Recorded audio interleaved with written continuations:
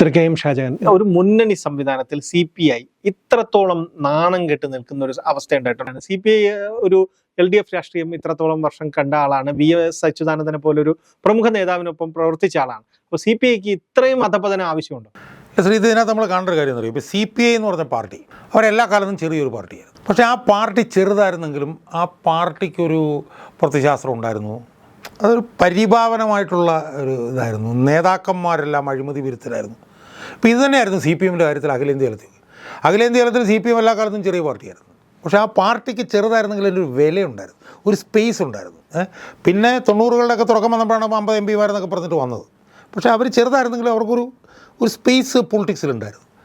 അത് തന്നെയാണ് കേരളത്തിൽ CPIക്ക് ഉണ്ടായിരുന്നത്.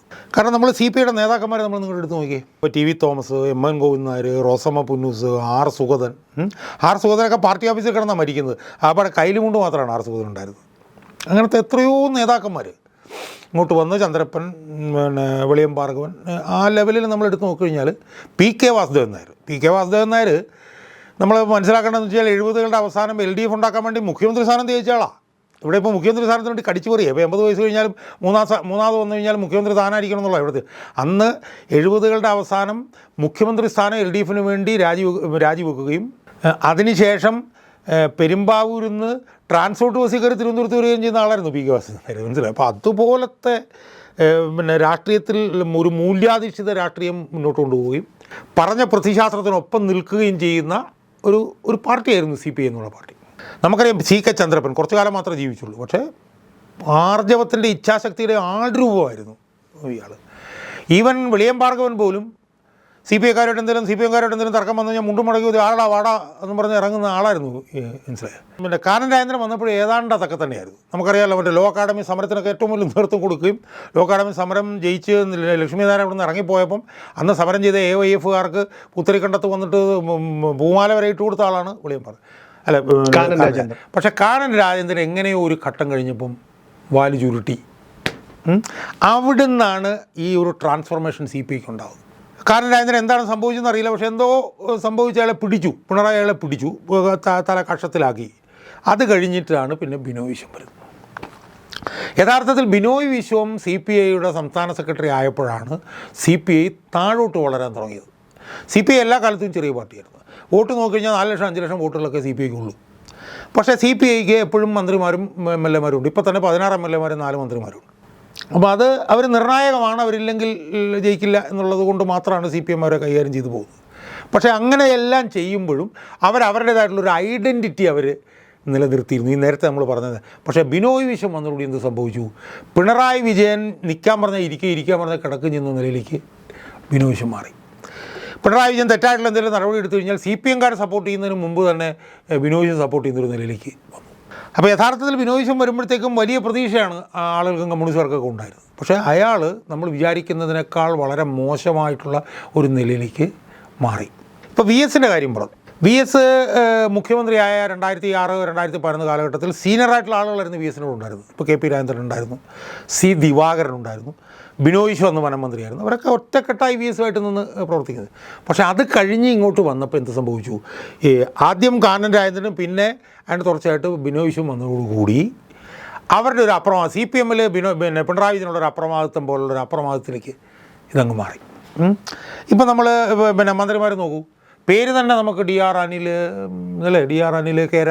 പേര് തന്നെ നമുക്ക് കിട്ടുന്നില്ല. അവരുടെ വകുപ്പിൽ എന്താ ചെയ്യുന്നു എന്നുള്ളതിനെക്കുറിച്ച് നമുക്കറിയില്ല. നമ്മൾ ആലോചിക്കേണ്ടതെന്ന് വെച്ചാൽ 80കളിലൊക്കെ ഈ പറഞ്ഞ പോലെ VV രാഘവൻ അങ്ങനെയൊക്കെ ഉള്ള ഈ ഗ്രൂപ്പ് ഫാമിംഗ് എന്നൊക്കെ പറഞ്ഞ് കൊണ്ടുവന്ന് അങ്ങേരാ. മനസ്സിലായില്ലേ? KE ഇസ്മായിൽ, PS ശ്രീനിവാസൻ, ഇതുപോലെ വലിയ സ്റ്റാൾ വാട്ട്സ് ആയിരുന്നു. ഇന്നിപ്പോൾ നമ്മൾ നോക്കുമ്പോഴത്തേക്ക് എന്താ കാണുന്നത്? ഏതോ കുറച്ച് ചെറിയ പിള്ളേർ വന്നിട്ട് അവർ എന്തൊക്കെയോ അവിടെയൊക്കെ ഇരിക്കും. ചിഞ്ചു, റാണി, ഇവരൊക്കെ ഏതാ വകുപ്പെന്ന് പോലും നമുക്ക് അറിയില്ല.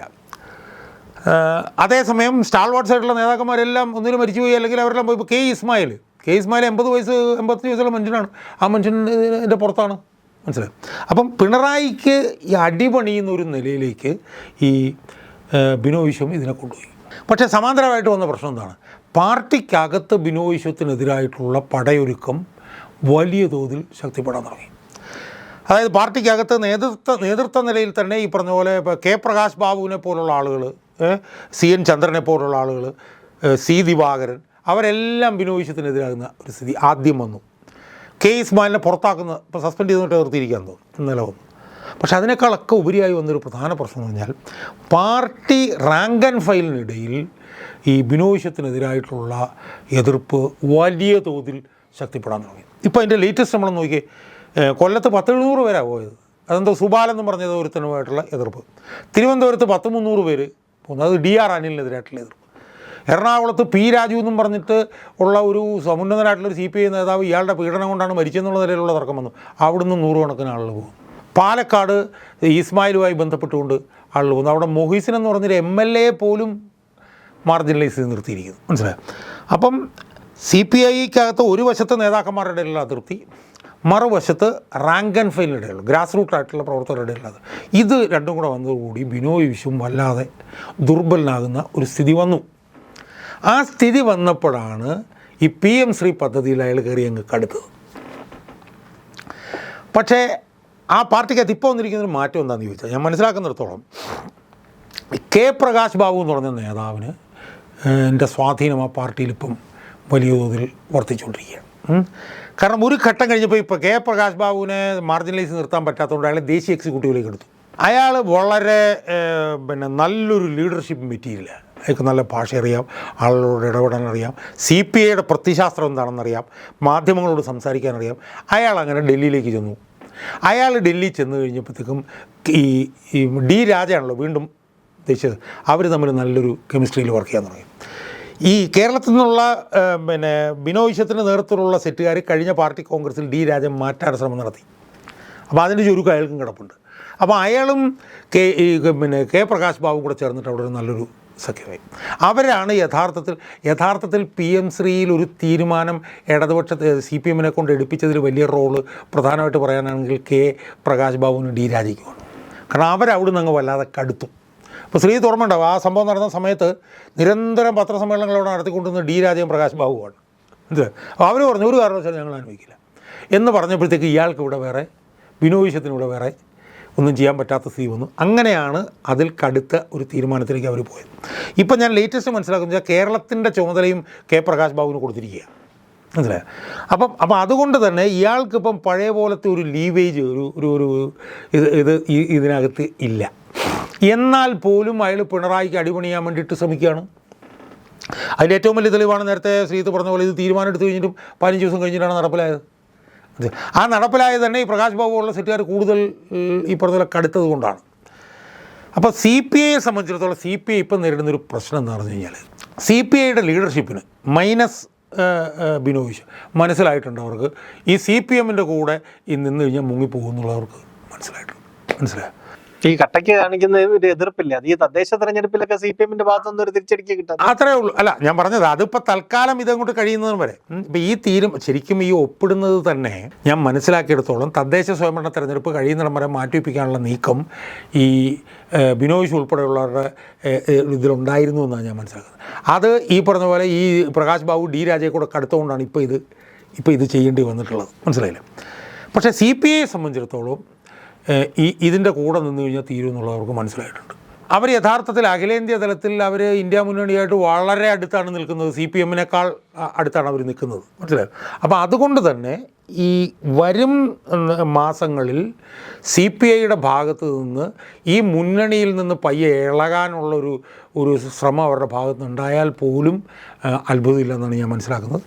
കാരണം വെച്ചാൽ D രാജയും കെ പ്രകാശ് ബാബുവിനെ പോലുള്ള ആളുകൾ ഇന്ത്യ മുന്നണിയുമായിട്ടുള്ള ബന്ധം കൂടുതൽ ശക്തിപ്പെടണമെന്നോ അഖിലേന്ത്യാ തലത്തിൽ കോൺഗ്രസുമായിട്ടുള്ള ബന്ധത്തിനാണ് കൂടുതൽ പ്രാധാന്യം എന്നൊക്കെ പറഞ്ഞിട്ട് സംസാരിക്കുന്ന ആളുകളാണ്. അപ്പോൾ അതുകൊണ്ട് തന്നെ നമ്മൾ ഒറ്റ നോട്ടത്തിൽ നമ്മൾ കണ്ടു കഴിഞ്ഞാൽ CPMനകത്ത് ഇനി CPIക്ക് ഇങ്ങനെ നിന്ന് പോകൽ എന്ന് പറയുന്നത് അത്ര എളുപ്പമുള്ള കാര്യമല്ല. ഒന്ന്. രണ്ട്, CPIക്കകത്ത് ബിനോയ് വിശ്വത്തിൻ്റെ ക്ലൗട്ട് വല്ലാതെ ഇടിഞ്ഞു വരുന്നുണ്ട്. ഈ രണ്ട് ധാരകളാണ് CPIയെ നമ്മൾ പരിശോധിക്കുമ്പോൾ, പുറത്തുനിന്ന് പരിശോധിക്കുമ്പോൾ നമുക്ക് കാണാൻ കഴിയുന്നത്. തദ്ദേശ തെരഞ്ഞെടുപ്പാണ്, അത് കഴിഞ്ഞൊരു നിയമസഭാ തെരഞ്ഞെടുപ്പ്. ഇത് രണ്ടും CPIയെ സംബന്ധിച്ചിടത്തോളം ഏറെ നിർണായകമാണ്, കാരണം നിലനിൽപ്പിന്റെ ഭാഗമാണ്. അപ്പൊ ആ സമയത്തൊരു മുന്നണി മാറ്റം അല്ലെങ്കിൽ അത്രയും വിപ്ലവകരമായ ഒരു തീരുമാനത്തിലേക്കൊക്കെ പോകാനുള്ള ശേഷി ഉണ്ടോ അവർക്ക്? അല്ല, ശേഷി എന്നുള്ളതല്ല, അവരുടെ ഒരു അതിജീവനത്തിൻ്റെ പ്രശ്നമാണ്. കാരണം കേരളത്തിലെ രാഷ്ട്രീയം ഇപ്പോൾ CPM വിരുദ്ധവും പിണറായി വിരുദ്ധവുമാണെന്നുള്ളത് അവർക്ക് നല്ലപോലെ അറിയാം. CPMനകത്ത് പിണറായിയുടെ ആധിപത്യമാണെന്നുള്ളതും അവർക്ക് നല്ലപോലെ അറിയാം. പിണറായി ആധിപത്യമായിട്ട് അടുത്ത തെരഞ്ഞെടുപ്പിലേക്ക് പോയാൽ പിണറായിയോടൊപ്പം മുങ്ങേ പറ്റുള്ളൂ എന്നുള്ള കാര്യവും അവർക്കറിയാം.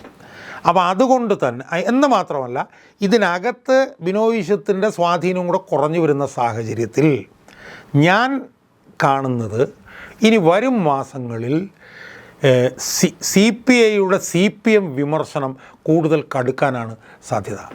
അങ്ങനെ കൂടുതൽ കടുത്ത് വന്നു കഴിയുമ്പം ആണ് തെരഞ്ഞെടുപ്പ് വരുമ്പോഴത്തേക്ക് ലോജിക്കലായിട്ട് അങ്ങോട്ടോ മാറാനൊക്കെ ഉള്ളൊരു സാധ്യത. അപ്പോൾ അതിൻ്റെ മുന്നോടി എന്നുള്ള നിലയിൽ CPMനെതിരായിട്ടുള്ള CPIയുടെ ശക്തമായിട്ടുള്ള ആക്രമണങ്ങൾക്ക് ഒരുപക്ഷെ നമുക്ക് വരും മാസങ്ങളിൽ നമുക്ക് അത് കാണാൻ കഴിയും. അത് പയ്യെയുള്ള ചൂടുമാറ്റത്തിൻ്റെ തുടക്കമായിരിക്കും എന്നാണ് ഞാൻ വിശ്വസിക്കുന്നത്.